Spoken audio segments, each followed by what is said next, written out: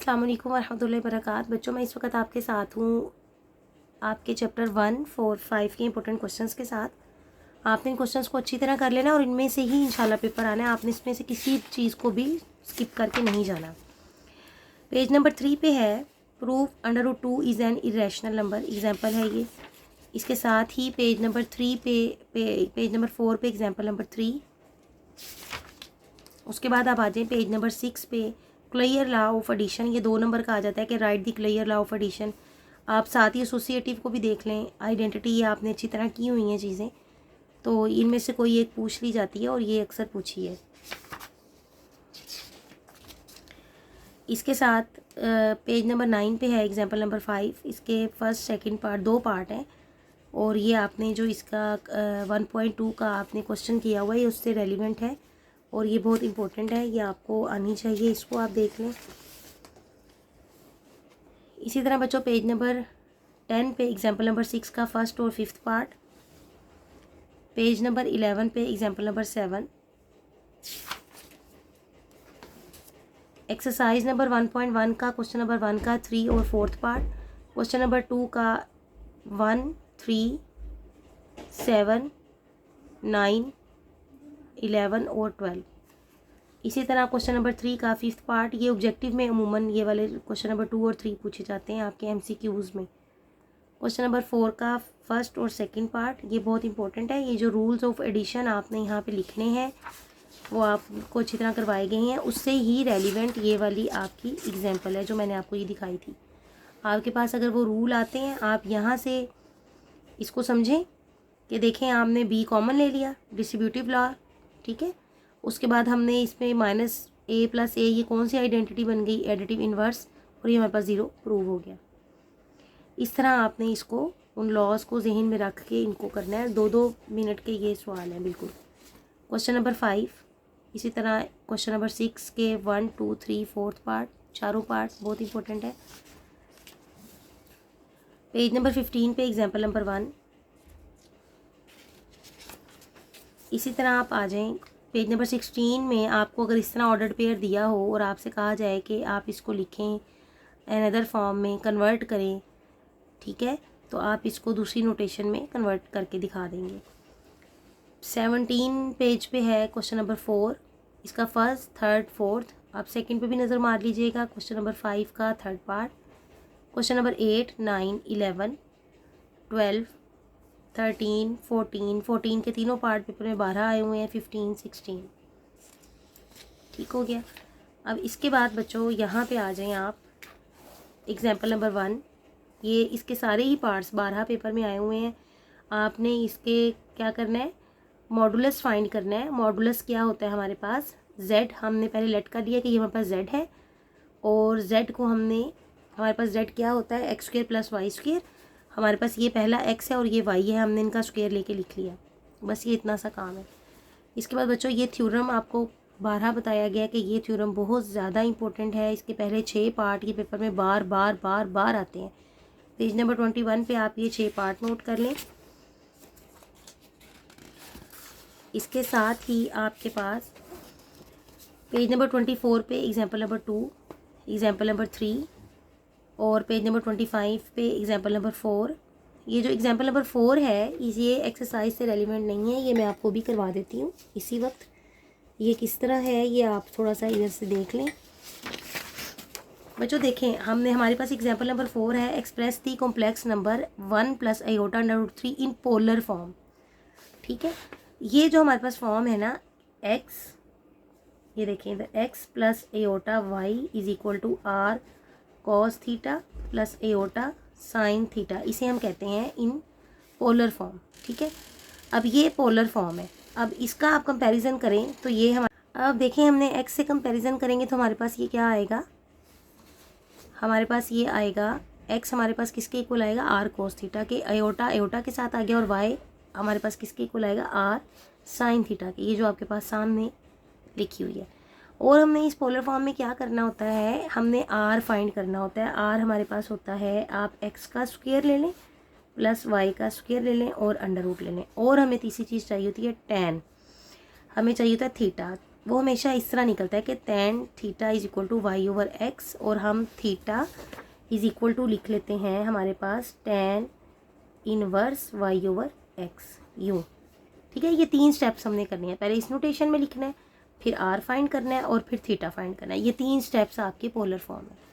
अब मैं आपको एग्जाम्पल करवाती हूँ। देखें जी, हमने क्या किया, ये हमारे पास है, ये चीज़ हम किसके इक्वल लेंगे, एक्स के। अब एक्स हमारे पास किसके इक्वल था, आर कॉस थीटा, इसको हमने आर कॉस थीटा के इक्वल रख लिया, और ये वाई हमने इक्वल रख लिया आर साइन थीटा के। तो हमारे पास यहाँ से देखें आर स्क्वेयर, अगर मैं इसका अंडर रूट हटा दूँ तो ये क्या आ जाएगा, r square is equal to x square plus y square, और अगर मैं अंडर रूट ले लूँ तो ये आ जाएगा r is equal to under root x square plus y square. अब हमने x की जगह पे क्या पुट कर दिया, मैंने यहाँ से आपको क्या बताया था कि हमारे पास r cos theta is equal to x रखेंगे और r sine theta is equal to हम y रखेंगे। अब जब मैंने ये वाला देखा, मेरे पास एक कॉम्प्लेक्स नंबर जो होता है वो x प्लस एयोटा y की शक्ल में होता है। अब यहाँ से मैंने x में मेरे पास क्या है 1, तो मैंने लिख दिया r cos theta is equal to 1, और y की जगह पे अंडर रूट 3, तो मैंने लिख दिया under root 3 is equal to r sine theta. दूसरा स्टेप है r। अब मैंने r में एक्स स्क्वेयर और वाई स्क्वेयर ले लिया। ठीक है बच्चों, तो ये आ गया r square is equal to 4, और अब r फाइंड कर लिया दोनों तरफ अंडर रूट लेके। तीसरा स्टेप है सिंपल, थीटा आप पहले लिखेंगे इसको tan theta is equal to y over x. अब y की वैल्यू पुट करेंगे जो कि हमारे पास आ जाएगी अंडर रूट 3 और x की वैल्यू 1, और यहाँ से फिर इसके बाद नेक्स्ट स्टेप ये होगा कि आपने थीटा इधर ही रहने दिया और आप सामने ले जाएंगे tan इनवर्स अंडर रूट 3। आप कैलकुलेटर से इसे फाइंड करेंगे तो ये हमारे पास आ जाएगा 60 डिग्री। बस अब ये हमारी पोलर फॉर्म आ गई। अब मैंने ये देखें x प्लस एयोटा वाई की जगह पे लिखा 1 प्लस एयोटा अंडर रूट 3 और इज इक्वल टू, अब r की जगह पे मैंने r के फाइंड किया था 2, ये है पोलर फॉर्म। r की जगह पे 2 की वैल्यू पुट की और cos की जगह पे cos आ गया और थीटा की जगह पे क्या पुट कर दिया 60। ठीक है बच्चों, plus iota as it is, r की जगह पे 2 पुट कर दिया, साइन थीटा की जगह पे 60 आ गया। एक चीज़ 2 नंबर का पार्ट आ जाता है, ये बस हमारी एक ही एग्जाम्पल है और ये पेपर में अक्सर आ जाती है, आप इसको देख लें। एक और चीज़ जो हमारे पास है डिमॉर्विन्स थ्योरम। डिमॉर्विन्स थ्योरम क्या होता है कि अगर हमारे पास एक cos theta plus iota sine theta की पावर n हो, तो ये जो पावर में n है ना, ये उतर के एंगल के साथ चली जाती है। तो इसको कैसे लिखेंगे, cos n theta plus iota sine n theta, यानी थीटा के साथ आप n को मल्टीप्लाई कर देना। अगर अब आपके पास पेपर में इस तरह आ जाए कि आप यहाँ पे अप्लाई करें 5 प्लस 3 एयोटा की पावर 100, तो आपने इसका आंसर लिखना हो, तो आप क्या करेंगे, डिमॉर्विन्स थ्योरम क्या कहता है, अब यहाँ पे हमारे पास क्या है, actually r cos theta plus iota r sine theta, तो आपने यहाँ पे थीटा की जगह पे क्या पुट कर देना है, 100 theta plus iota r sine 100 theta, यानी कि बस उस 100 को उतार के थीटा के साथ आपने मल्टीप्लाई कर देना। जिस तरह अब यहाँ पे वो कह रहा है कि डिमॉर्विन्स थ्योरम अप्लाई करें, एक्स प्लस एयोटा वाई की पावर n, इसको कहता है सॉल्व करें। तो एक्स प्लस एयोटा वाई को पहले मैंने किसके इक्वल रख लिया, x is equal to r cos theta, और वाई मैंने किसके इक्वल कर लिया, आर साइन थीटा। अब मैंने वैल्यू पुट कर दी, एक्स की जगह पे एक्स की वैल्यू पुट कर दी और वाई की जगह पे आर साइन थीटा की वैल्यू पुट कर दी। अब n को हम इसके साथ अंदर मल्टीप्लाई कर देंगे, ये भी पेपर में एग्जाम्पल आई हुई है, आप ये देखें। जब ये हमारे पास r cos theta plus iota sine theta की पावर n, जब n उतरेगा तो ये आर हमने पहले ही कॉमन ले लिया, इसको भी मिल जाएगा, और अब ये n कहाँ अप्लाई हो रहा है, इस थीटा के साथ, तो बस हमने अप्लाई कर दिया। ये हमारा डिमॉर्विन्स थ्योरम है और ये इतना ही इसका सोल्यूशन है। इसी तरह ये एग्जाम्पल नंबर 5 है कि find out real and imaginary part of the following complex numbers. हमने इनको सॉल्व करना भी, देखें पावर 5 है, अगर यहाँ पे स्क्वायर होता तो आप स्क्वायर के फार्मूले से खोल लेते, लेकिन 5 है तो आप इसको पहले पोलर में ले जाएंगे।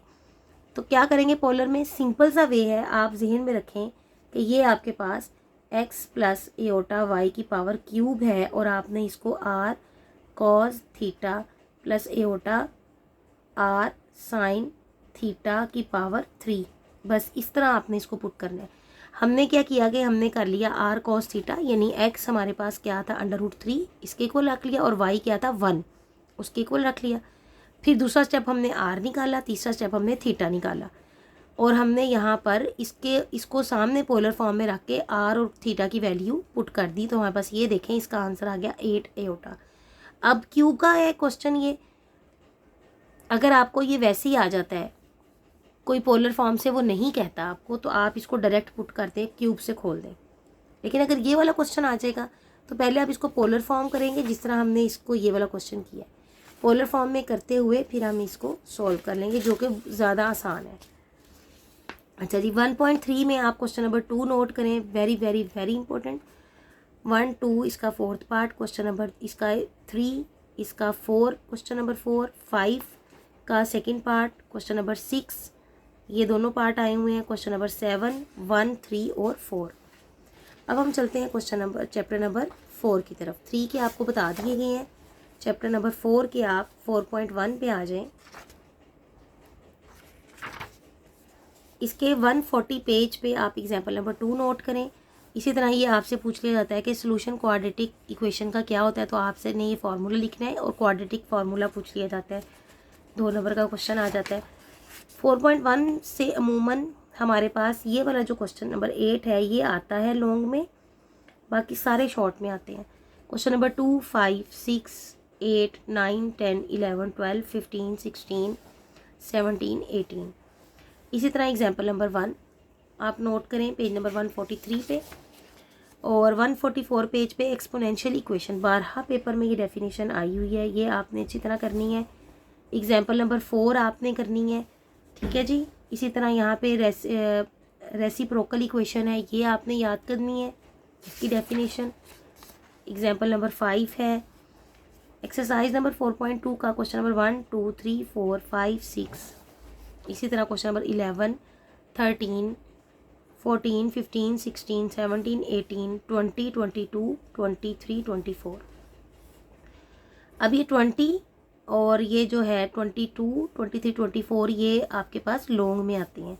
रेडिकल इक्वेशन की आपने डेफिनेशन करनी है। रेडिकल इक्वेशन ऐसी इक्वेशन को कहते हैं जिसमें हमारे पास अंडर रूट इन्वॉल्व हो जाता है। रेडिकल एक्सप्रेशन इन्वॉल्व हो जाए तो वो क्या कहलाती है, radical equation. Equation involving radical expressions of the variable are called radical equations. और साथ आपको एक एग्जांपल लिख देंगे। 148 पेज पे है आपके पास एग्जांपल नंबर 2, ये नहीं है आपकी। एग्जांपल नंबर 2 आपके पास पेपर में आई हुई है। इसी तरह एक्सरसाइज नंबर 4.3 का question number 3, 4, 5, 6, 10, 11। 3 cube root of unity आपके पास इस तरह आ जाता है पेपर में, write down the 3 cube roots of unity, या इसका प्रूफ मांग लेते हैं। तो आपने इसको यहाँ से स्टार्ट करना है। देखें आपने x को लिख लिया है, x is equal to 1, cube root है ना, तो क्यूब रूट। देखें जब हम कहते हैं ना अंडर रूट, तो इसका मतलब होता है यहाँ पे 2 है हमारे पास। जब हमने क्यूब कहना है, क्यूब रूट, रूट ये आ गया और ये 3, तो हमने x is equal to unity का मतलब 1, हमने x इज इक्वल टू 1 का क्यूब रूट ले लिया। और फिर हमारे पास ये क्या बन गया, जब हम अंडर रूट को सॉल्व करते हैं तो हमें पता है कि ये हमारे पास 1/2 होता है। जब यहाँ पे हमारे पास ये होगी तो ये क्या होगा, 1/3 होगा, ठीक है ना। तो हमने x इज इक्वल टू 1 की पावर 1/3। अब हमने दोनों तरफ क्यूब अप्लाई किया तो x cube is equal to 1, x cube minus 1 is equal to 0। अब हमने क्यूब का फार्मूला लगा दिया, यहाँ से हमारे पास ये एक आ गया 0 के इक्वल फैक्टर, और इस पर हमने क्वाड्रेटिक फार्मूला लगा दिया। तो ये हमारे पास अंडर रूट के अंदर माइनस आ गया। अंडर रूट के अंदर माइनस हमने एयोटा से सॉल्व किया तो ये हमारे पास अब 3 रूट्स आ गए, एक 1 और देखिए बच्चों 2 ये वाले हैं, एक प्लस के साथ और एक माइनस के साथ। हमने इसको कह दिया ये 1 है, ये ओमेगा है और ये ओमेगा क्यूब है, मेगा स्क्वायर है, सॉरी। अच्छा जी, आगे हम आपके पास प्रॉपर्टीज़ हैं क्यूब रूट ऑफ यूनिटी की। हमारे पास इसमें क्या है, पहली प्रॉपर्टी है कि ये हमारे पास यूनिटी एक दूसरे का स्क्वायर होती है। यानी आप ओमेगा का स्क्वायर लें तो वो ओमेगा का स्क्वायर लें तो वो ओमेगा स्क्वायर बन जाएगा, और ओमेगा स्क्वायर का स्क्वायर लें तो वो ओमेगा बन जाएगा। यानी आप इसका रूट लेंगे, स्क्वायर लेंगे तो ये माइनस वाला बन जाएगा, और माइनस वाले का स्क्वायर लेंगे तो प्लस वाला बन जाएगा दूसरे लफ्ज़ों में। इसी तरह sum of all the 3 cube roots of unity is 0, ये 0 होते हैं। ये आपने बात याद रखनी है, आपने एक्सरसाइज सॉल्व की उसमें भी आपको समझ आ गई होगी। और प्रोडक्ट हमारे पास होती हैं of all the 3 cube root unities unity, यानी इनकी प्रोडक्ट ले तो हमारे पास क्या होता है, ये 1 होता है। ये आपके ऑब्जेक्टिव में आ जाता है या आपसे प्रूफ पूछ लिया जाता है। तो आपने क्या करना है कि 1 और ये आपके जो दोनों हैं इनको बस आपने जस्ट मल्टीप्लाई कर देना है, तो आपके पास आंसर 1 आ जाएगा। इसके प्रूफ आपने एक दफ़ा देख लेने हैं। एक्सरसाइज नंबर 4.4 क्वेश्चन नंबर 1, 2 का 1, 3 5th पार्ट, क्वेश्चन नंबर 3 सारा ही बड़ा इंपॉर्टेंट है। क्वेश्चन नंबर 4, 5, 6 और 8 के 1, 3, 4। पॉलिनोमियल फंक्शन की डेफिनेशन आपसे पूछ ली जाती है। दी हाईएस्ट पॉलिनोमियल फंक्शन क्या होता है हमारे पास, ये पॉलिनोमियल इक्वेशन है। A polynomial in x is an expression of the form, ऐसी इक्वेशन जो इस फॉर्म में हो ए एन एक्स की power N plus A N minus one x की पावर एन माइनस वन। ये देखें डिक्रीज हो रही हैं ये एन की वैल्यूज़, और कहाँ तक जा रही हैं, ज़ीरो तक। तो इसको हम क्या कहते हैं, कहते हैं where n is non negative integer, यानी ये नॉन नेगेटिव है, ये पॉजिटिव है, ये नेगेटिव नहीं हो सकता। और जो ये कोफिशिएंट्स हैं ये रियल नंबर्स हैं, ये हमारे पास पॉलिनोमियल फंक्शन कहलाता है। अब पेपर में ना इसकी डिग्री पूछ ली जाती है कि डिग्री किसे कहते हैं। The highest power of x in polynomial in x, यानी ऐसी पॉलिनोमियल जो एक्स में हो, तो जो एक्स की हाईएस्ट पावर होगी वो हमारे पास उसकी डिग्री होगी। जिस तरह आप ये क्वेश्चन देखें तो इसमें आपको हाईएस्ट पावर क्या नज़र आ रही है, 3, तो ये इसकी डिग्री है। आपसे ऑब्जेक्टिव में पूछ लिया जाए तो ये इसकी डिग्री है। इसी तरह बच्चों थ्योरम्स है आपके पास, रिमाइंडर थ्योरम, इसकी आपने डेफिनेशन करनी है। फैक्टर थ्योरम की डेफिनेशन करनी है। उसके बाद आपके पास एग्जाम्पल नंबर 3 है 158 पेज पे, एग्जाम्पल नंबर 4 है। इसी तरह 159 पेज पे एग्जाम्पल नंबर 5, 159 पेज पे एग्जाम्पल नंबर 6, और एक्सरसाइज नंबर 4.4 का क्वेश्चन नंबर 1, 2, 4, 5, 6, 9, 10, 11। इसी तरह हमारे पास ये देखें मैंने LL जो लिखा हुआ है इसका मतलब ये लॉन्ग में आते हैं। यूज सिंथेटिक डिवीजन से क्वेश्चन नंबर 12, 14, 15, ये 13 नहीं है, 12, 14, 15, 16, ठीक है। 16 शॉर्ट में भी आया हुआ है, लॉन्ग में भी आया हुआ है। इसी तरह आपसे पूछा हुआ है कि इक्वेशन की फॉर्मेशन कैसे हो सकती है, तो वो हमारे पास ये है x square minus x x plus p. एक इक्वेशन ऐसे हमारे पास बनती है where s is sum of the roots and p is the product of the roots. ये ऐसे आपने इसको बताना है। और एक्सरसाइज नंबर 4.6 का क्वेश्चन नंबर 1, क्वेश्चन नंबर 2 ये लॉन्ग में आया हुआ है, क्वेश्चन नंबर 3 का सेकंड पार्ट और third part. Question number 4 long में आ जाता है, क्वेश्चन नंबर 6 हमारे पास लॉन्ग में आ जाता है, और ये इसको आप अच्छी तरह कर लीजिएगा, ये बारहा आया हुआ है पेपर में। क्वेश्चन नंबर 7 का 1, 2, 5, 6, 7, और क्वेश्चन नंबर 8, 9। इसी तरह nature of the roots of the quadratic equation, ये हमारे पास केस हैं 3 के, ये हमारे पास नेचर होती है। ये आपको पता होने चाहिए कि जब 0 होगी तो हमारे पास रूट्स रियल रिपीटेड होंगे, जब लेस देन 0 होगी तो इमेजिनरी होंगे, और जब ग्रेटर देन 0 होगी तो हमारे पास डिस्टिंक्ट होंगे, मुख्तलिफ होंगे, ठीक है, या अनइक्वल होंगे। एग्जाम्पल नंबर 1 है 4.7 में क्वेश्चन नंबर 1 का first second part, question number 2 का 1 पार्ट, क्वेश्चन नंबर 3 का 1 पार्ट, और ये लॉन्ग में आया हुआ है। क्वेश्चन नंबर 4 के तीनों पार्ट लॉन्ग में आते हैं। क्वेश्चन नंबर 5 हमारे पास लॉन्ग में आता है, 6, 7, 8 ये भी हमारे पास लॉन्ग में आता है। एक्सरसाइज नंबर 4.8 है क्वेश्चन नंबर 1, 2, 3, 6 और 8, ठीक है। और इसी तरह हमारे पास 170 पेज पे एग्जाम्पल नंबर 1 आ जाती है पेपर में। और एक्सरसाइज नंबर 4.9 का क्वेश्चन नंबर 2, 3, 5, 9 और 10 ये हमारे इम्पोर्टेंट। अब आगे चलते हैं चैप्टर नंबर 5 पे। जो चैप्टर नंबर 5 जो है इसमें आपने पार्शियल फ्रैक्शन की डेफिनेशन करनी है, आइडेंटिटी की डेफिनेशन करनी है। उसके बाद ये रैशनल फ्रैक्शन मुझसे गलती से लग गया था, प्रॉपर रैशनल फ्रैक्शन की डेफिनेशन पेपर में बार बार आती है, इम्प्रॉपर की आती है। रैशनल फ्रैक्शन भी एक दफ़ा पढ़ लीजिएगा इसको। और उसके साथ ही 180 पेज पे एग्जाम्पल नंबर 1, 181 पेज पे एग्जाम्पल नंबर 2, और 182 पेज पे एग्जाम्पल नंबर 3, और 183 पेज पे अब एक्सरसाइज आ गई 5.1। इसका आपने क्वेश्चन नंबर 1, 2, 3, 4, 6, 7, 8, 10, इसमें जो 6, 7, 8 हमारे पास लॉन्ग में आए हुए हैं। 184 पेज पे एग्जाम्पल नंबर 2, 185 पेज पे क्वेश्चन नंबर 1, 2, 3, 4, 5, 6, 8, 10 और 11। 186 पेज पे example number 1। Exercise number 5.3 question number 1, 2, 3, 5, 6, 9 और 10। और पहले और इसकी ये एग्जाम 188 पेज पे एग्जाम्पल नंबर 1। और पहले 5.4 में से क्वेश्चन नहीं आते थे, लेकिन पिछले 2 सालों में ये क्वेश्चन आना शुरू हो गए हैं। इसके एक दफ़ा ये क्वेश्चन नंबर 3 आया और एक दफ़ा क्वेश्चन नंबर 4 आया है। तो आप पहले 4 क्वेश्चन पे ज़रा नज़र अच्छी तरह मार लीजिएगा। अस्सलाम वालेकुम वरहमतुल्लाहि वबरकात। बच्चों ये जो क्वेश्चंस मैंने आपको इंपॉर्टेंट बताए हैं, पेपर इन्हीं में से आना है, आप इनको अच्छी तरह कर लीजिएगा। अस्सलाम वालेकुम।